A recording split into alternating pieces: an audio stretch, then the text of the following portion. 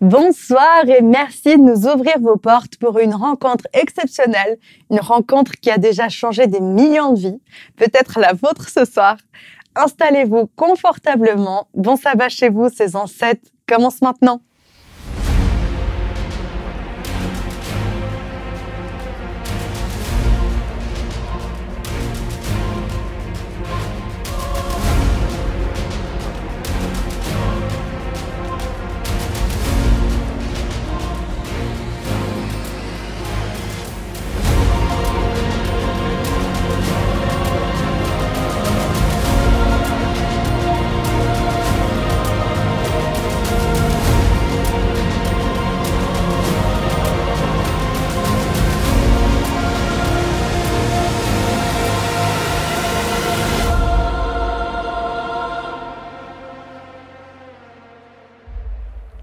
Bienvenue à cette soirée spéciale. Nous allons ensemble célébrer le sabbat et Noël. Deux fêtes distinctes avec un seul point commun, Jésus. Jésus était présent à la création du monde lorsqu'a été instauré le sabbat et c'est sa naissance que nous fêtons le jour de Noël. Alors je vous invite à doublement le chanter ce soir de tout votre cœur parce que franchement, il le mérite bien.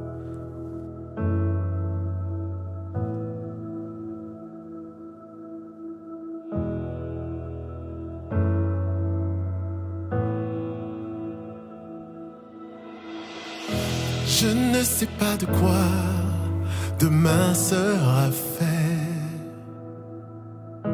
mais je suis certain que tu m'y attends déjà. Je ne connais pas toutes les lignes de ton projet, mais je sais qu'il s'accomplira. À chaque nouveau matin, c'est nouvelle bonté. À chaque nouveau défi, c'est nouvelle grâce.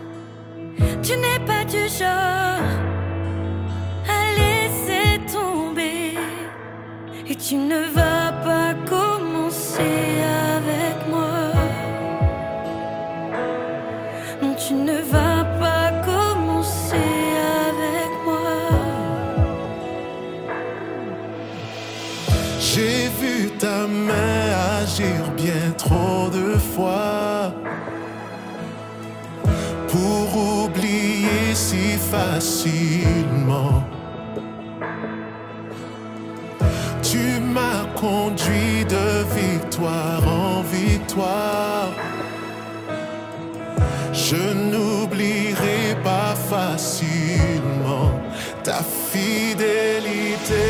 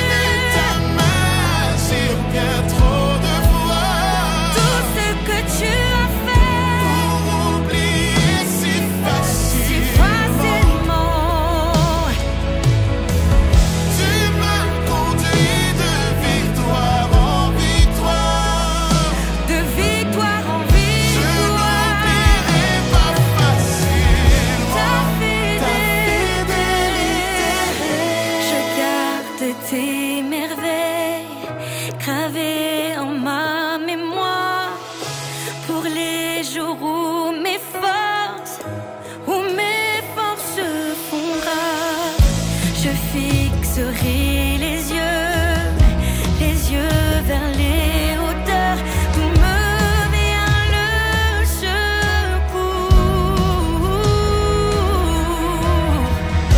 Je garde tes merveilles gravées en ma Oui, mémoire. dans mon cœur, Pour les jours où mes forces se font rares. se feront, je fixerai les Les yeux sur toi, mon yeux sauveur. vers les hauteurs, d'où me vient le secours. Oui, je sais que tu es Jésus, et je garderai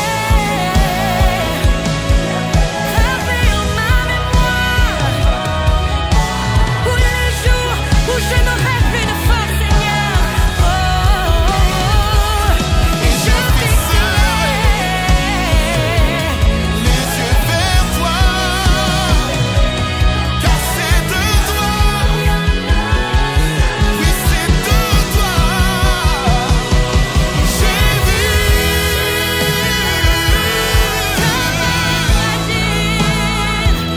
pour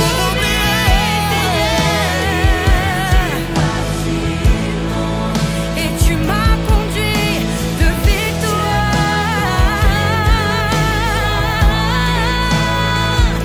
et je n'oublierai pas Ta fidélité.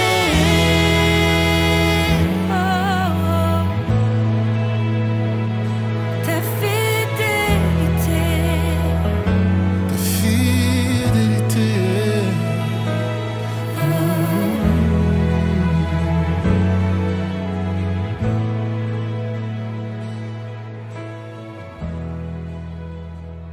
Est-ce que vous êtes de ceux qui aiment les fêtes de fin d'année? Vous faites partie de la team qui s'apprête, se prépare, soigne la décoration de sa maison et réunit la famille ou les amis? Cette période de l'année est agréable avec les rues parées de lumière qui représentent bien Jésus. La lumière qui illumine le monde, le soleil de la justice, comme le nomme entre autres la Bible. Et pourtant, ce soir, pour notre fête de Noël, on vous amène dans l'obscurité et l'inconfort d'une étable auprès des vaches et des moutons. Je reconnais bien là Dieu qui nous surprend toujours, une simple étable pour recevoir le Sauveur de l'humanité. Nous avons un Dieu vraiment incroyable. Et l'incroyable ne s'arrête pas là. Écoutons attentivement.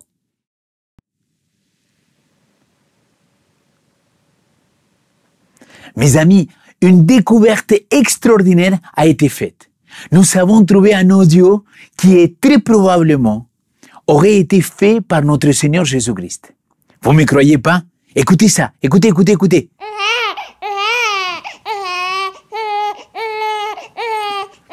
Et oui, ce que je vais vous faire avec cette petite plaisanterie, c'est que souvent, très souvent, parce que Seigneur Jésus-Christ, il était notre Seigneur, notre grand prêtre, notre intercesseur, notre médiateur, on oublie qu'il a été aussi un enfant, un bébé.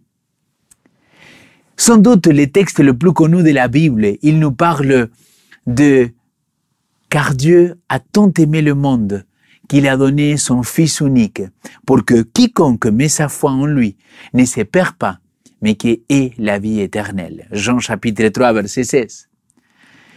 Mais est-ce qu'à cause de cela, parfois on n'oublie pas comment Dieu a envoyé son Fils?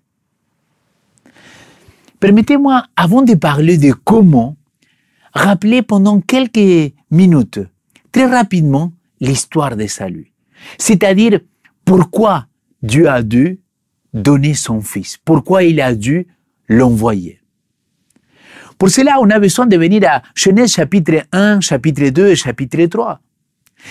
Dans Genèse chapitre 1 et 2, la Bible nous parle très clairement que notre Seigneur et Créateur, il a formé, il a créé ce monde tel que nous le connaissons.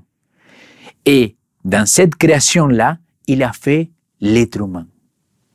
Par contre, Dieu, il a donné des règles. Comme tout bon parent aimant, il a donné un cadre. Et dans ce cadre-là, la règle, elle était très claire. Le Seigneur, il a dit dans le chapitre 2, au verset 16, Dieu donna cet ordre à l'homme. Tu pourras manger de tous les arbres du jardin, mais tu ne mangeras pas de l'arbre de la connaissance de ce qui est bon ou mauvais, car le jour où tu en mangeras, tu mourras. Le texte, il était assez clair. Il pouvait manger de tous les autres arbres du jardin, mais d'un arbre, il ne pouvait pas en manger. Ça, c'est intéressant, non? Vous avez déjà pensé que dans cette période festive de Noël, on met quoi souvent dans les maisons? On met un arbre, on met un sapin, et on met des boules, n'est-ce pas? Peut-être ça pourrait nous faire se rappeler que, à la base, Dieu il avait donné des règles. Mais à cause de la désobéissance de l'être humain, rappelez-vous, Genèse chapitre 3, à partir du verset 1, il nous parle que Adam et Ève, ils sont désobéis à Dieu, qu'ils ont mangé l'arbre de la connaissance. Et peut-être, tu te dis, ouais, mais qu'est-ce qu'il avait si mauvais que ça, d'avoir mangé un arbre que Dieu il avait interdit de manger? Et c'est là le problème, c'est que beaucoup de personnes ils disent, il n'avait rien de mauvais. Mais le problème dans le péché, c'est pas ce qu'il est bon ou mauvais. C'est ce que l'apôtre Jean, il va expliquer beaucoup plus tard, dans sa première épître, au chapitre 3, verset 4. Car quiconque pêche transgresse la loi, et le péché est la transgression de la loi. Mes amis, le péché en soi, le problème d'Adam et Ève, c'est qu'ils sont désobéis. Et comment ils sont désobéis à ce que Dieu il avait établi? La conséquence maintenant, c'était la mort. Selon Romains chapitre 5, versets 12 à 17, on voit que le péché rentre dans le monde à cause de la faute d'un homme. Mais avec le péché, il rentre aussi la mort pour toute l'humanité. Mais le verset 17, il nous dit que c'est la grâce à Jésus-Christ que la solution à la mort a été trouvée. Le péché, il est rentré par une personne, mais grâce à une personne, le salut, il est rentré pour toute l'humanité. Romains chapitre 6, verset 23, il nous dit, car le salaire du péché, c'est la mort, mais le don de la grâce, le don de Dieu, le cadeau de Dieu, c'est la vie éternelle en Jésus-Christ, notre Seigneur.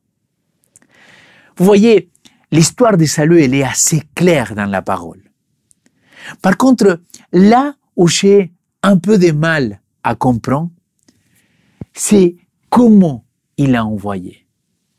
Pourquoi Jésus, Dieu, il a pris autant de risques? Mes amis, c'était la folie. Il avait 1000 fois plus de risques en venant en tant que bébé. Cela aurait été tellement plus simple qu'il vienne directement à 30 ans en tant qu'adulte pour accomplir son ministère. Cependant, il a choisi de venir en tant que bébé. Est-ce que vous avez déjà pensé à la fragilité d'un bébé qui vient de naître? Mes amis, avez-vous déjà réfléchi à la dépendance qu'il y a un bébé de quelques jours? Il a besoin de maman pour pouvoir allaiter, il a besoin de maman pour pouvoir manger, de papa pour pouvoir être changé, il a besoin qu'on prenne soin de lui.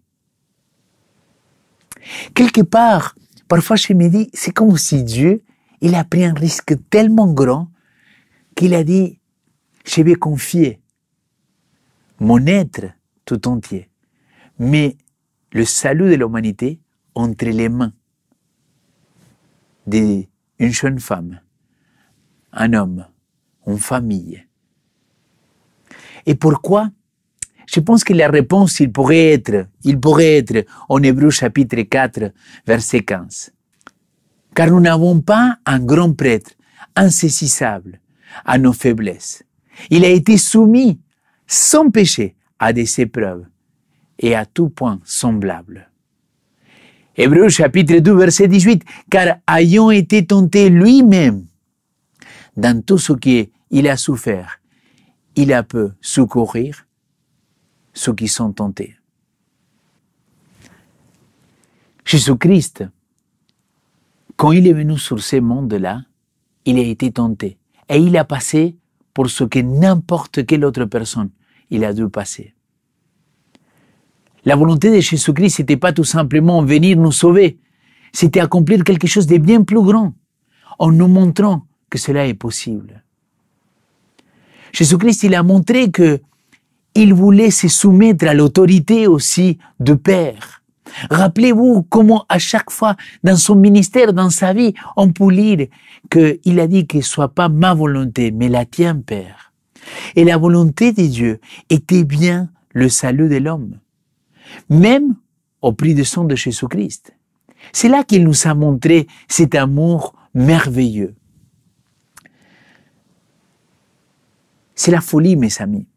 C'est un risque que, en tant qu'être humain, on n'arrive pas à comprendre. Mais il l'a fait.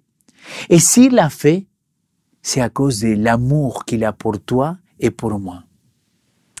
Philippiens chapitre 2, l'apôtre Paul, il nous parle un petit peu de ce qu'il a fait.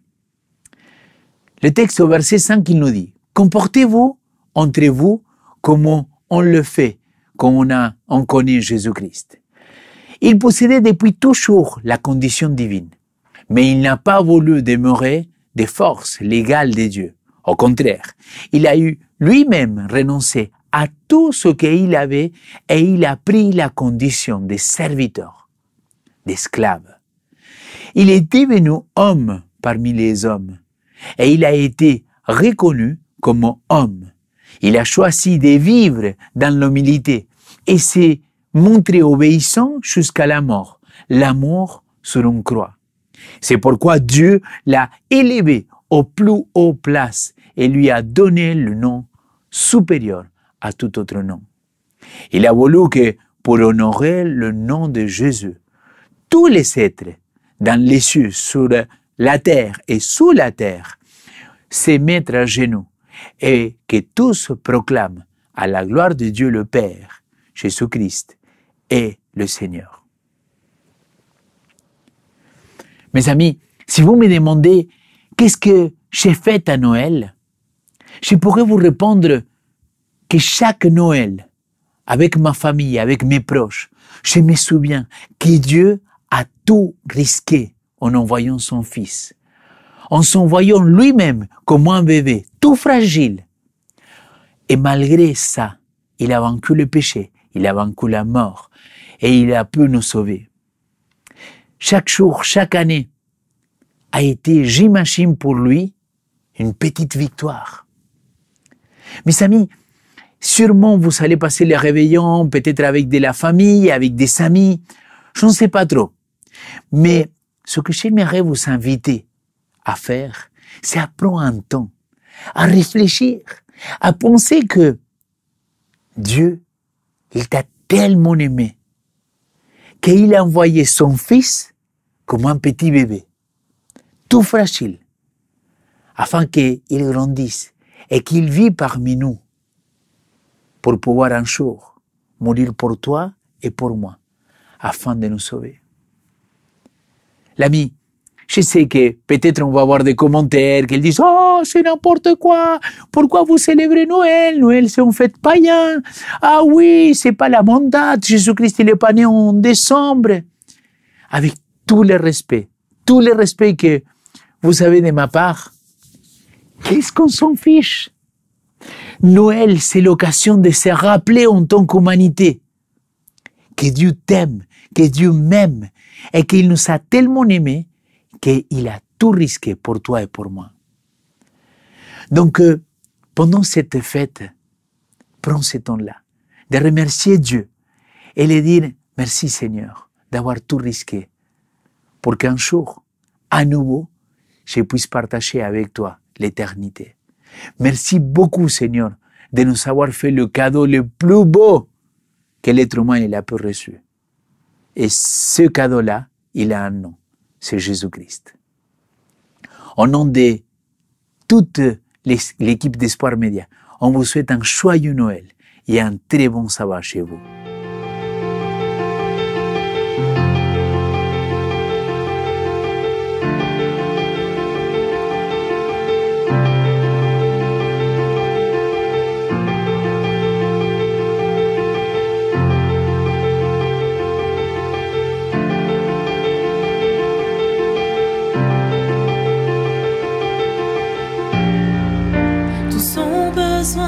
être aimé d'un amour sans limite, que ta grâce coule en moi, tout son besoin de pardon, de la bonté d'un sauveur, l'espoir des nations.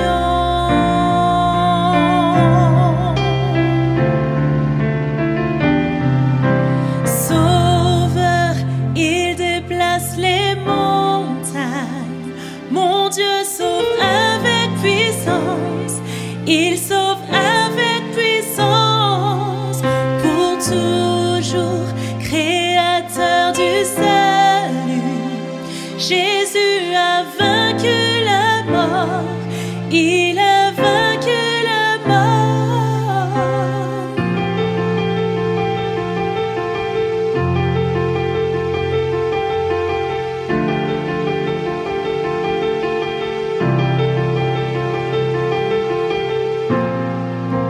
Prends-moi tel que je suis, mes peurs et mes échecs.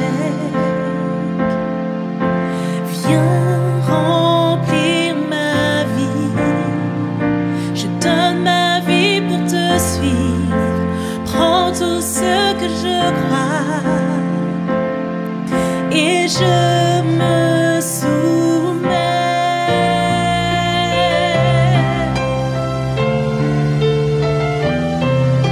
Sauveur, il déplace les montagnes, mon Dieu sauve avec puissance, il sauve avec puissance, pour toujours, créateur du salut. Jésus a vaincu la mort, il a vaincu la mort. Resplendis pour que le monde voie. Nous chantons pour la gloire du roi ressuscité. Jésus, resplendis pour que le monde voie.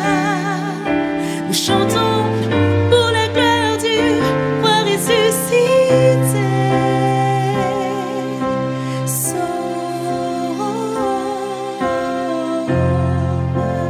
il déplace les montagnes, mon Dieu sauve avec puissance, il sauve avec puissance, pour toujours, créateur du salut. Jésus a vaincu la mort, il a vaincu la mort.